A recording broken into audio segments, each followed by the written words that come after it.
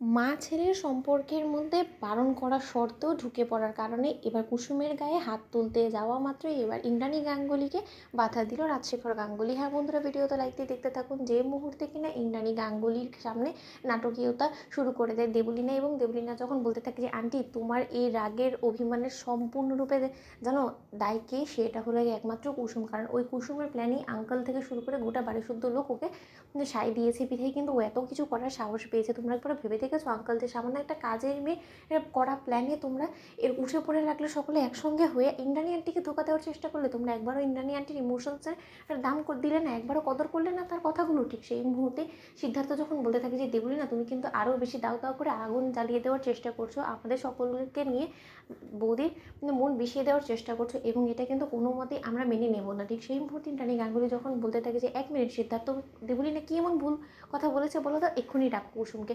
ঠিক সেই মুহূর্তে কুসুম মাথা নত করে ইন্দ্রাণী গাঙ্গুলির সামনে দাঁড়িয়ে থাকা মাত্রই যখন কিনা আয়ুষ বলতে থাকে যে মা তুমি আমার কথা বিশ্বাস করো, এই সমস্ত জিনিস সম্পর্কে আমার বিন্দুমাত্র কোনোরকম কোনো ধারণা ছিল না। ঠিক সেই মুহূর্তে ইন্দ্রাণী গাঙ্গুলি আয়ুষকে থামিয়ে দিয়ে বলতে থাকে কুসুমকে যে তোমার এত বড় স্পর্ধা হয় কী করে কুসুম, যে যেখানে কিনা আমি সকলের সামনে সুস্পষ্ট করে এই কথাটা বলে দিয়েছিলাম যে আমি এবং আমার ছেলের মাঝখানে অন্য তৃতীয় কোনো ব্যক্তি ঢুকুক সেটা আমি কোনোভাবেই চাই না। এই সকল কথা জানা সত্ত্বেও তুমি এত বড় স্পর্ধা কী করে দেখালে যে তুমি বাইরের লোক ডেকে এনে আমাদের ইন্টারভিউ নিয়ে তুমি আমাদের মা ছেলেকে এক করার চেষ্টা করছো। তুমি কি ভাবো নিজেকে, তুমি কি বলো তো?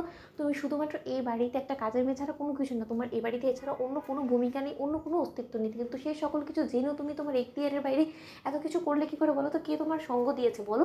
কার এত বড় স্পর্ধা আমাদের মা ছেলের মধ্যে ঢুকে পড়া? ঠিক সেই মুহূর্তে যখন কিনা কুসুম বলতে থাকে যে দেবী মা আমি তো শুধু একটা চেষ্টা করেছি আপনাদের মা ছেলেকে কাছাকাছি আনা। ঠিক সেই মুহূর্তে ইন্দ্রাণী গাঙ্গুলি বলতে থাকে যে তুমি কি মনে করছো যে তুমি ম্যাজিক জানো, তুমি আমাদেরকে এক করে ফেললে সব কিছুর মাঝখানে কুসুম তুমি নিজে ইন্টারফেয়ার করতে লাগলে আমি কিন্তু ভুলে যাবো যে এই বাড়িতে তুমি কাজের মেয়ে বলে আছো, এবং আমি কিন্তু তোমাকে ঘাট ধাক্কা দিয়ে বাড়ি থেকে বার করে দিতে একবারও ভাববো না।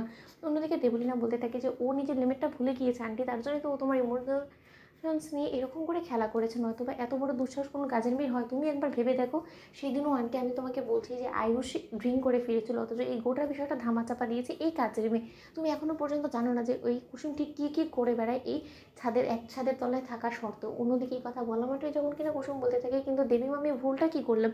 ঠিক সেই সময় কুসুমকে ঠাটিয়ে এক চড় মারতে যায় ইন্দ্রাণী গাঙ্গুলি, এবং সেই মুহূর্তে রাজশেখর ইন্দ্রাণীর হাত চেপে ধরে এবং বলতে থাকে যে খবরদার ইন্দ্রাণী, নির্দোষ একজন মেয়ের গায়ে তুমি এরকম করে হাত তুলবে সেটা আমি অন্তত চোখের সামনে দেখে সহ্য করবো না। কারণ এর মাঝখানে ওর কোনো রকম কোনো দোষ ছিল না। আমি বরঞ্চ কুসুমকে বলেছিলাম যে এই গোটা প্ল্যানটা এক্সিকিউট করতে, তার কারণ আমার মনে হয়েছিল যে হয়তো এই সমস্ত কোনো একটা কিছু করলে হয়তো বা তোমরা মা ছেলেরা আবারও নিজেদের মান অভিমান ভুলে এক হবে। তো বন্ধুরা লাইক এন্ড শেয়ার করে সাবস্ক্রাইব করো।